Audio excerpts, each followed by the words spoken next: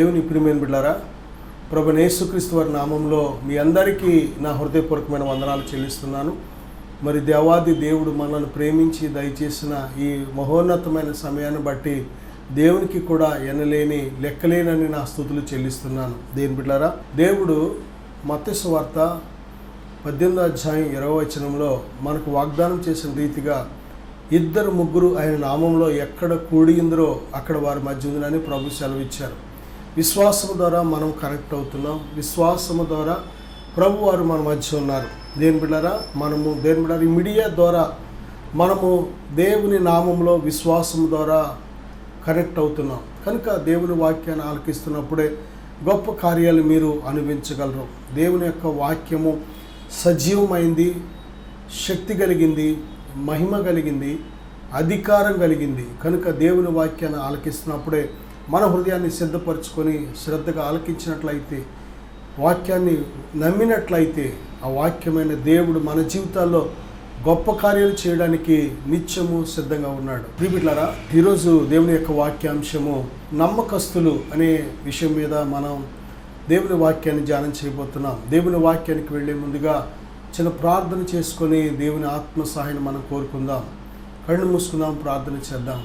పరిశుద్ధుడా, ప్రేమ గల తండ్రి, ఈ వాక్యాన్ని ఆలకిస్తున్న ప్రతి బిడ్డను ఇప్పుడే దర్శించండి, మీ స్వాధీనపరచుకోండి. ప్రభువా నాయన, మీ మాటలు వినే గొప్ప ధన్యత మాకు దయచేసినందుకు వందనాలు. మనుష్యుడు రొట్టె వలన మాత్రమే కాదు, కానీ మీ నోట నుండి వచ్చిన ప్రతి మాటను బట్టి జీవిస్తాడు. మీ మాట మమ్మల్ని బ్రతికించే మాట. మాతో మాట్లాడండి ప్రభువా. ఈ యొక్క నాయన మీడియా ద్వారా ఎంతమంది ఆలకిస్తున్నారో వారందరినీ దర్శించండి, మీ స్వాధీనపరచుకోండి. వినే చెవి, గ్రహించే హృదయం ప్రతి ఒక్కరికి దయచేయమని, ఇదిగో నాయన మట్టివాడిని, అల్పుడను, వట్టివాడిని ప్రభువా మమ్మల్ని మరుగు చేసి మాతో మాట్లాడమని యేసుక్రీస్తు వారి నామములో ప్రార్థిస్తున్నాను తండ్రి, ఆమేన్. దేవుని బిడ్డలారా, ఈరోజు దేవుని యొక్క వాక్యాంశము నమ్మకస్తులు అనే అంశం మీద దేవుని మాటలు మనం ధ్యానం చేయబోతున్నాం. ప్రియ బిడ్డ, ఈ నమ్మకత్వం అనేది మనందరికీ కూడా, ప్రతి మనిషికి చాలా చాలా చాలా చాలా అవసరం. నమ్మకత్వం ఏ మనిషికి లేదో ఆ మనిషికి అన్నీ కష్టాలే, అన్నీ శ్రమలే, అన్నీ ఇబ్బందులే, అన్నీ కఠినమైన పరిస్థితులే. నమ్మకమైన జీవితం లేకపోతే, నమ్మకస్తుడుగా నమ్మకస్తురాలుగా జీవించకపోతే జీవితం అంతా చిందరబందరే, అన్ని సమస్యలతో నిండిపోతూ ఉంటుంది. దేని బిడ్డలారా, నమ్మకత్వం అనేది ఎంత అవసరమో దేవుని వాక్యాన్ని మనం ధ్యానిస్తున్నప్పుడు మనం అర్థం చేసుకోగలం. ప్రియ బిడ్డలారా, బైబిల్ గ్రంథంలో మనం చూసినట్లయితే కొద్దిమంది నమ్మకస్తులు, దేవుడు వారి కోసం దేవుడే తనే స్వయంగా సాక్ష్యం చెప్పాడు. చూడండి, సంఖ్యాకాండం 12వ అధ్యాయం 7వ వచనం, హెబ్రీ పత్రిక 3వ అధ్యాయం 2-5 వచనాల కన్నా మనం చూసినట్లయితే మోషే కోసం దేవుడు చెబుతున్నాడు. ఏమని? మోషే నా ఇల్లు అంతటిలో నమ్మకమైన వాడు. అబ్బా, ఎంత గొప్ప అద్భుతం! దేవుని ప్రియమైన బిడ్డలారా, దేవుడు ఒక మనిషి కోసం సాక్ష్యం చెప్పాడంటే ఇది సామాన్యమైన విషయం కాదు. ఇది దేవుడు ఏ వ్యక్తి కోసం నమ్మకస్తుడు ఈ వ్యక్తి అని సాక్ష్యం చెప్పాడో ఆ వ్యక్తి చాలా ధన్యుడు. మనం మనుషులు మెప్పు కోరుతూ ఉంటాం, మనుషుల చేత నమ్మకస్తులని పిలువబడాలని కోరుతూ ఉంటాం. కానీ దేవుని చేత నమ్మకస్తురాలని చెప్పబడడం అనేది సామాన్యమైన విషయం కాదు. దేవుడు మనలను నమ్ముతున్నాడు. చాలా విషయాల్లో దేవుడు మనలను నమ్మి మనకు చాలా బాధ్యతలు అప్పగిస్తూ ఉంటున్నాడు. దేవుని బిడ్డలారా, దేవుడు నిన్ను నమ్మి ఒక కుటుంబ వ్యవస్థ ఇస్తాడు. దేవుడు నిన్ను నమ్మి బిడ్డలను ఇస్తాడు. దేవుడు నిన్ను నమ్మి దేహం ఇచ్చాడు. దేవుడు నిన్ను నమ్మి ఆయుష్ ఇచ్చాడు. దేవుడు నిన్ను నమ్మి ఆరోగ్యం ఇస్తున్నాడు. దేవుని బిడ్డలారా, ఒకటి కాదు, దేవుడు నిన్ను నమ్మి ఆహారం ఇస్తున్నాడు. దేవుని బిడ్డలారా, దేవుడు తన పిల్లలను నమ్ముతున్నాడు. దేవుడు ఏదైనా ఒక పని అప్పగించడానికి ఎవరైనా పిలిచాడు అంటే ఆ పని చేయడానికి వారిని నమ్ముతున్నాడు. కానీ నమ్మకస్తులుగా ఎంతవరకు మనం ఉంటున్నాం అనేది అది మనం పరిశీలన చేసుకోవాల్సిన విషయం. మోషే తన ఇల్లు అంతటిలో, దేవుడు అప్పగించిన పని అంతటిలో ఆయన పిలిచిన పిలుపు అంతటిలో దేవుడు తన ఇల్లు అంటే దేవుని బిడ్డలారా ఈ భూమి మీద తన ప్రజలను నడిపించడానికి దేవుడు ఏమైతే కార్యక్రమాలు చేయాలని ఆయన ఆలోచన చేశాడో ఆ పని అంతటినీ కూడా ఒక ఇల్లుగా, ఆ బాధ్యతను అంతటినీ కూడా ఒక ఇల్లుగా దేవుడు బోధిస్తున్నాడు. ప్రియబిడ్డలారా, నిజమే, దేవుడు మనకు అప్పగించిన పని అదే మన ఇల్లు. దేవుడు మనకు అప్పగించిన పరిచర్య అదే మన ఇల్లు. దేవుడు దేవుని బిడ్డలారా ఆయన పిల్లల మీద లేకపోతే ఆయన రాజ్యానికి సంబంధించి ఏ బాధ్యతలో దేవుడు మనకు అప్పగిస్తున్నాడో అదే మన ఇల్లు. ప్రియబిడ్డలారా, నిజమే, దేవుని యొక్క ఇంటిలో మనం ఎంతవరకు నమ్మకస్తులుగా ఉంటున్నాం. మోషే కోసం దేవుడు చెప్పిన దేవుడు ఈరోజు నీ కోసం కూడా చెప్పాలని ఆశపడుతున్నాడు. అపొస్తలుడైన పౌలు కూడా అంటాడు కదా, నన్ను పరిచర్యకు నమ్మకస్తుడుగా నన్ను ఎంచినందుకు దేవునికి వందనాలని దేవుని స్తుతిస్తున్నాడు. ఒకప్పుడు హింసకుడను, హానికరుడను, కానీ దేవుడు నన్ను ఇప్పుడు తన పరిచర్యకు నమ్మకస్తుడని నన్ను ఎంచాడు అంటున్నాడు. చూడండి దేవుని బిడ్డలారా, ఇక్కడ చూస్తే మోషే దేవుని ఇల్లంతటిలో కూడా నమ్మకస్తుడు. హననీయ, నెహెమ్యా గ్రంథం 7వ అధ్యాయం 2వ వచనంలో హననీయ కూడా నమ్మకమైన మనుష్యుడు అని బైబిల్ చెప్తుంది. ఈరోజు నమ్మకస్తులుగా మనం జీవించాలి. నమ్మకస్తులుగా అంటే దేవుని బిడ్డలారా, మరి దేవుని పట్ల మొట్టమొదటిగా మనం దేవుని పట్ల నమ్మకస్తులుగా ఉండాలి. రెండవదిగా మనుషుల దగ్గర నమ్మకస్తులుగా ఉండాలి. ఆ మనుషులు భార్య కావచ్చు, భర్త కావచ్చు, తల్లిదండ్రి కావచ్చు, బిడ్డలు కావచ్చు, రక్త సంబంధులు కావచ్చు, ఇరుగు పొరుగు కావచ్చు, బంధువులు కావచ్చు, స్నేహితులు కావచ్చు, లేకపోతే ఏదైనా వ్యాపార లావాదేవీలు కావచ్చు, ఏదైనా సరే ప్రతి చోట ప్రతి విషయంలో మనుషుల దగ్గర కూడా మనం నమ్మకస్తులుగా ఉండాలి. ఈరోజు ఆ నమ్మకత్వం అనేది ఉంటుందా? చాలామంది చెబుతూ ఉంటారు, ఏమండి స్నేహితుడే నమ్మించి డబ్బులు తీసుకొని ఇవ్వట్లేదండి, కొన్ని లక్షల రూపాయలు ఇలాగా నమ్మించి ప్రేమతో నమ్మించి తీసుకొని ఈ రోజుకొచ్చి ఇవ్వలేదండి, నువ్వు చేతనైంది చేసుకో నేను ఇవ్వను అంటున్నాడండి అని ఎంతమంది వాపోతున్నారో, ఎంతమంది ఏడుస్తున్నారో. నమ్మించి నమ్మక ద్రోహం చేసేవాళ్ళు ఎంతమందో. నమ్మించి దేని బిడ్డరా ఆ యొక్క అమ్మాయినో అబ్బాయిని అమ్మాయి నమ్మించి ఆ శరీరాన్ని వాడేసుకొని ఆ తర్వాత ద్రోహం చేస్తున్నారు. నమ్మక ద్రోహులు. దేని బిడ్డరా, నమ్మకస్తులుగా మనం జీవించాలి. దేవుని దగ్గర ఎంత నమ్మకంగా ఉంటామో తల్లి తండ్రి దగ్గర కూడా అంత నమ్మకంగా ఉండాలి.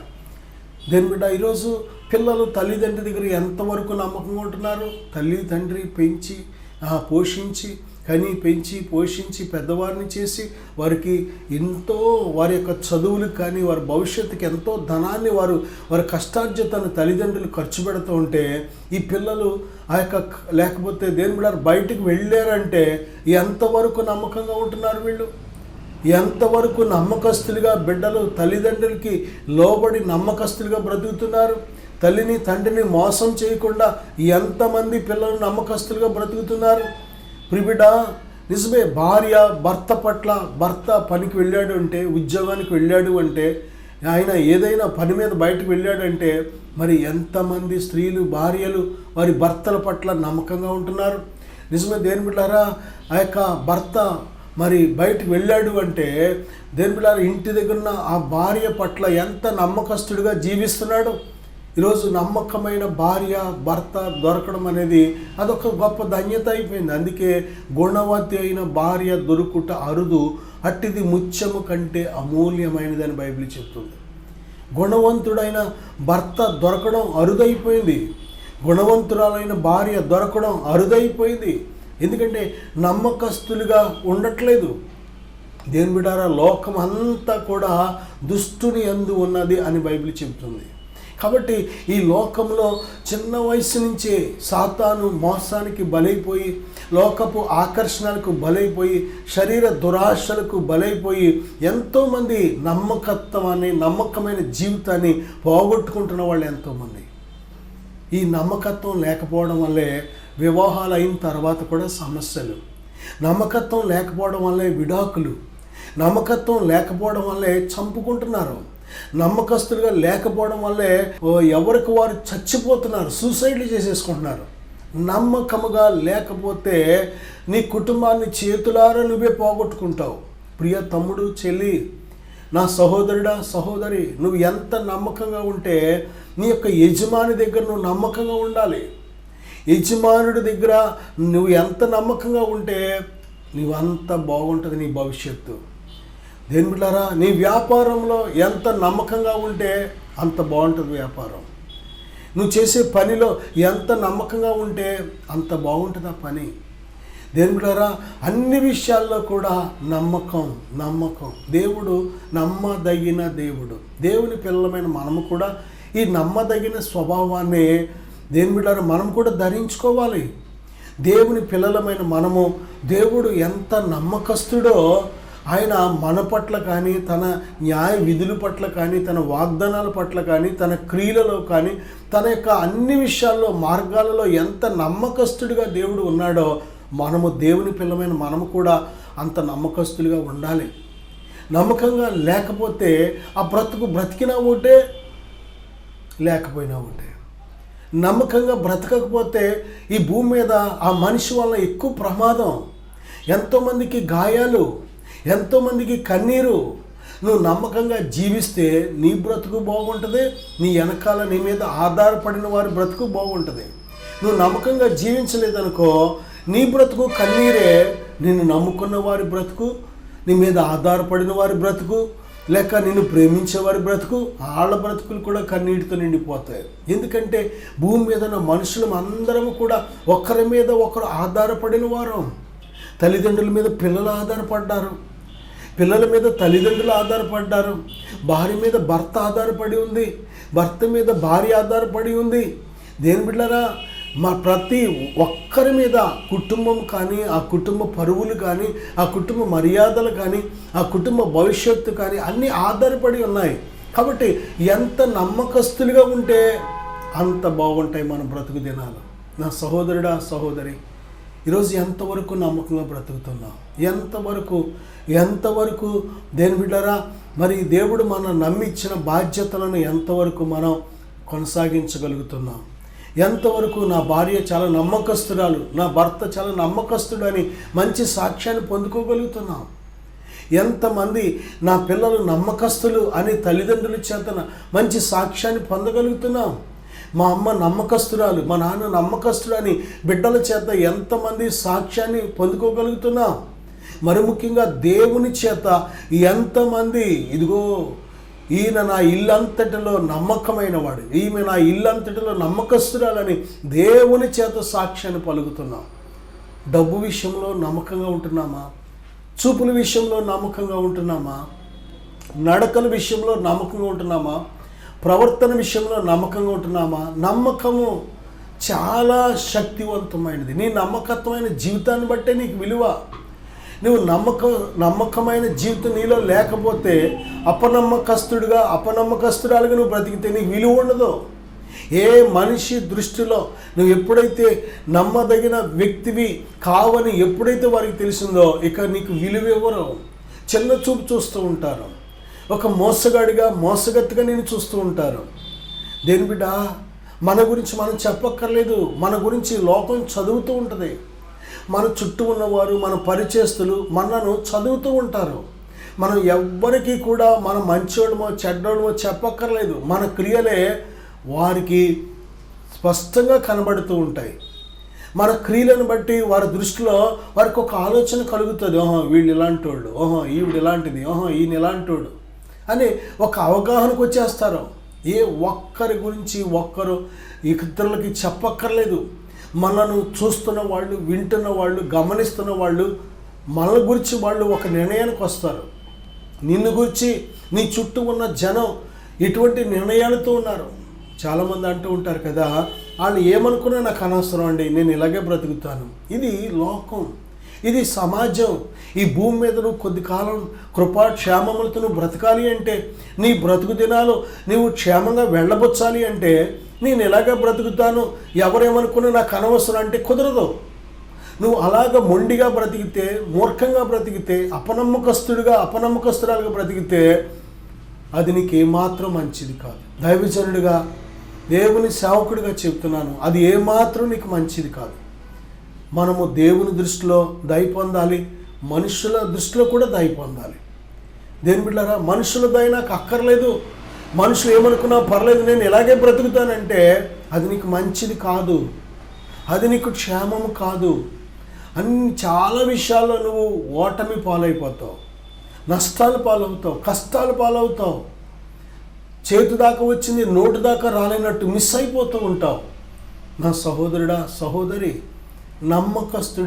నమ్మకస్తురాలుగా జీవించు. దేవుడు చూస్తున్నాడు, దేవుడు వింటున్నాడు, దేవుడు గమనిస్తున్నాడు, దేవుడు తెలుసుకుంటున్నాడు. దేవుడు మన క్రియలను బట్టి ఒక దినాన లెక్కడుగుతాడు, మన మాటలను బట్టి లెక్కడుగుతాడు, మన పనులను బట్టి లెక్కడుగుతాడు, మన నడకలను బట్టి లెక్కడుగుతాడు. కనుక దేవునికి భయపడు. ఆత్మను, దేహాన్ని కూడా నరకంలో నశింపచేయగలిగిన దేవునికి నువ్వు భయపడలేనంత కాలం కూడా నీ బ్రతుకు బాగోదు. దేవునికి భయపడడం ఎప్పుడైతే నువ్వు ప్రారంభిస్తావో ఆ క్షణం నుంచే నువ్వు వర్ధిల్లుతావు. దేవుని భయం నీ హృదయంలో ఎప్పటి నుంచి ప్రారంభమవుతుందో అప్పటి నుంచే నీ బ్రతుకు కృపాక్షేమములు నీ వెంబడి వస్తాయి. నా సహోదరుడా, సహోదరి, దేవునికి భయపడదాం, దేవునికి భయపడదాం. మన జీవితంలో దేవుని అందరి భయభక్తులు ఏ క్షణం ప్రారంభమవుతాయో ఆ క్షణం నుంచే మన బ్రతుకులు బాగుంటాయి. దేవుని భయం లేనంత కాలం దేవుడారా నీ జీవితం అంతా అసహ్యమైన కార్యాలతో నిండిపోతుంది, అపవిత్రమైన కార్యాలతో నిండిపోతుంది, దుర్మార్గపు కార్యాలతో నిండిపోతుంది. ఈరోజు యవ్వన బిడ్డలు మనం చూస్తున్నాం, మంచి యవ్వన వయసులో పరిశుద్ధముగా బ్రతికి, నీతిగా బ్రతికి దేవుని కాడి మోయవలసిన వారు అపవిత్రతతో నిండిపోయి, బురదతో నిండిపోయి సాతానికి ఏజెంట్లుగా సాతాను కాడి మోస్తున్నారు. వాళ్ళు శత్రువు కాడి మోస్తున్నారు, శత్రువు యొక్క దురుద్దేశాలు నెరవేరుస్తున్నారు వాళ్ళు. దేని ప్రియబిడ్డలారా, బాల్యము నుంచి మనము దేవుని యందు భయభక్తులు కలిగి ఉండాలి. బాల్య దినాలందే మన సృష్టికర్త అయిన దేవుని స్మరణకు తెచ్చుకోవాలి. చాలామందికి బాల్యం దాటిపోయింది, యవ్వనం దాటిపోయింది, నడి వయసు దాటిపోయింది. నువ్వు ఏ వయసులో ఉన్నా సరే ఇదే అనుకూలమైన సమయం, ఇదే రక్షణ దినం. దేని ప్రియమైన బిడ్డ, చూడండి సామెతల గ్రంథం 28వ అధ్యాయం 20వ వచనంలో, నమ్మకమైన వానికి దీవెనలు మెండుగా కలుగుతాయంట. నువ్వు ఎంత నమ్మకంగా ఉంటే అంత దీవెనలు మెండుగా కలుగుతాయి. దేవుడు వాగ్దానం చేశాడు. నువ్వు ఎంత నమ్మకంగా ఉంటే, నీ భర్త పట్ల ఎంత నమ్మకంగా ఉంటావో, ఓ నా ప్రియ చెల్లి, ఓ నా అక్క, ఓ నా సహోదరి, నీ భర్త పట్ల నువ్వు ఎంత నమ్మకస్తురాలుగా ఉంటావో అంతగా నువ్వు దీవించబడతావు. ఓ నా ప్రియ తమ్ముడు, అన్నయ్య, ఇదిగో నీ భార్య పట్ల నువ్వు ఎంత నమ్మకస్తుడిగా ఉంటావో అంతగా నువ్వు దీవించబడతావు. దీవించబడాలని కోరుతున్నావా? నిజముగా దేవుని ఆశీర్వాదం పొందుకోవాలని కోరుతున్నావా? దేవుని చేత మెండుగా దీవించబడాలి, నువ్వు చేస్తున్న సమస్త పనులలో సఫలీకృతం అవ్వాలని ఆశపడుతున్నావా? ఇదిగో నమ్మకంగా ఉండు. విశ్వాసఘాతకులుగా ఉండద్దు, విశ్వాసఘాతకురాలుగా ఉండద్దు. నన్ను ఎవరు చూడట్లేదులే, నన్ను ఎవరు గమనించట్లేదులే, ఎవరికి తెలియకుండా నేను మేనేజ్ చేశాను, చాటింగ్ హిస్టరీ అంతా డిలీట్ చేసేసాను, దానికి లాక్ వేసాను, ఎవరికి తెలియకుండా ఇంకో ఫోన్ మెయింటైన్ చేస్తున్నాను, ఇంకో సిమ్ మెయింటైన్ చేస్తున్నాను, ఎవరికి తెలియదులే, నేను ఎవరికి దొరకకుండా చాలా జాగ్రత్తగా మెయింటైన్ అనుకుంటున్నావు. నువ్వు దేవునికి మరుగైనది ఏదీ లేదు. పాపం అనేది ఎటువంటిదో తెలుసా? నిప్పు లాంటిది. ఏదో ఒకరోజు అది అంటుకొని తగలబడి ఒకేసారి పొగొచ్చేస్తుంది బయటికి. నువ్వు ఎంత సైలెంట్గా ఉన్న పాపం అనేది అది ఎటువంటిదంటే, పరాయి పురుషుడితో, పరాయి స్త్రీతో అక్రమ సంబంధం ఎటువంటిదో తెలుసా? నా సహోదరుడా, సహోదరి, అది నిప్పు కంటే డేంజర్. అది నిప్పును ఒడిలో ఉంచుకుంటే ఎంత ప్రమాదమో, పాపాన్ని కూడా నీ హృదయంలో ఉంచుకుంటే అంతకంటే ప్రమాదం. నీది కానిదాన్ని నువ్వు ప్రేమించినా, నీది కానిదాన్ని నువ్వు తీసుకొచ్చి నీ లోపల పెట్టుకున్నా, నీది కానిదాన్ని నువ్వు ప్రేమించినా, నీది కానిదాన్ని నువ్వు హత్తుకున్నా, ఏమి చేసినా అది నీకు మంచిది కాదు. దేవుని బిడ్డ, నాశనాన్ని తెచ్చుకోవద్దు, మరణాన్ని తెచ్చుకోవద్దు. ప్రిబిడ్డ, పైనున్న ఆయన చాలా గొప్ప ఆయన, అన్నిటినీ చూస్తున్నాడు. జాగ్రత్త. నీ క్రియలను బట్టి నీకు ఒక దినాన తగిన ఫలమిస్తాడు. జాగ్రత్త. ప్రిబిడ్డ, నా సహోదరుడా, సహోదరి, నమ్మకస్తుడికి దీవెనలు మెండుగా కలుగుతాయి. నీ బిడ్డలకు దీవెన ఇవ్వాలనుకున్నావా? శాపాన్ని ఇవ్వాలనుకున్నావా? నీ బిడ్డలకు అపరాధాలు ఇవ్వాలనుకున్నావా? దీవెనలు ఇవ్వాలనుకున్నావా? కీర్తన 101:6 చూసినట్లయితే, నా యొద్ద నివసించినట్లు దేశములో నమ్మకస్తులైన వారిని నేను కనిపెట్టుచున్నాను. నా యొద్ద నివసించినట్లు దేశములో నమ్మకస్తులైన వారిని నేను కనిపెట్టుచున్నాను. దేవుని యొద్ద ఎవరు నమ్మకస్తులుగా బ్రతుకుతారో, నమ్మకమైన జీవితం ఎవరికి ఉందో వారే దేవుని సన్నిధిలో నివాసం చేయగలుగుతారు. దేవుని సన్నిధిలో అతిథిగా ఉండగలుగుతారు. దేవుని గుడారంలో నివాసం చేయగలుగుతారు. దేవునితో స్నేహము, సహవాసం చేయగలుగుతారు. నమ్మకమైన జీవితం, దేవుని పట్ల నమ్మకస్తులుగా ఉండడం అంటే దేవుడు చెప్పిన ఆజ్ఞలు గైకొని జీవించడమే.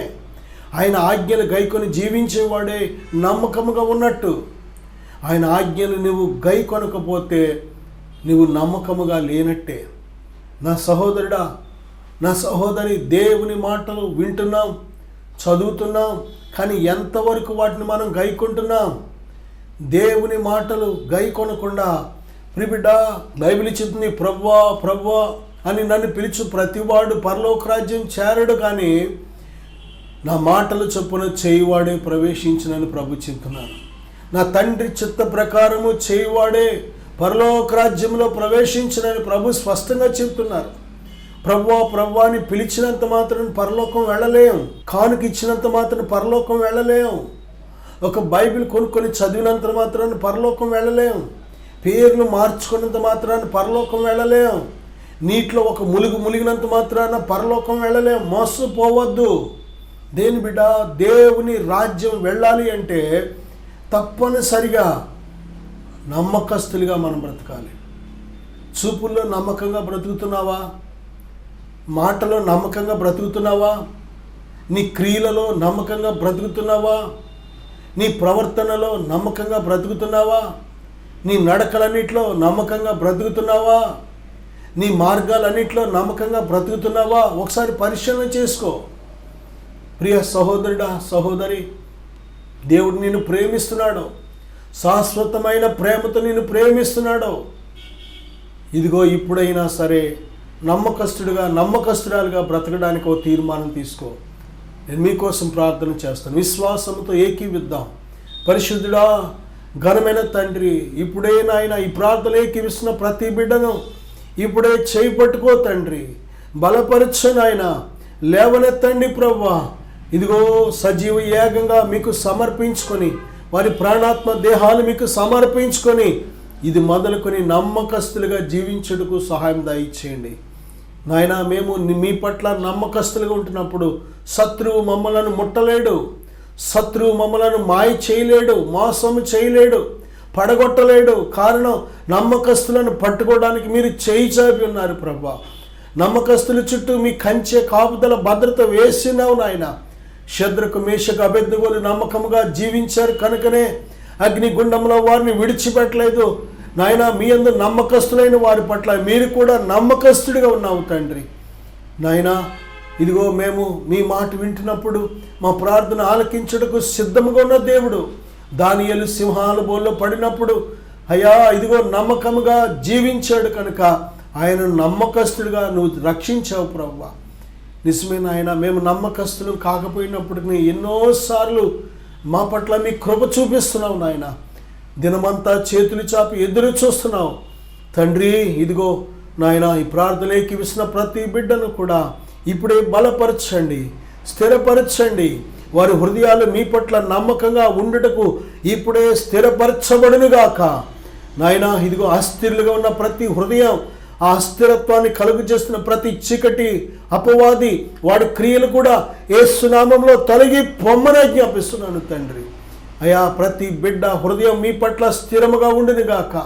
నాయన ప్రతి స్త్రీ తన భర్త పట్ల, ప్రతి భర్త తన యొక్క భార్య పట్ల నమ్మకస్తునిగా ఉండునుగాకని ప్రార్థిస్తున్నాను.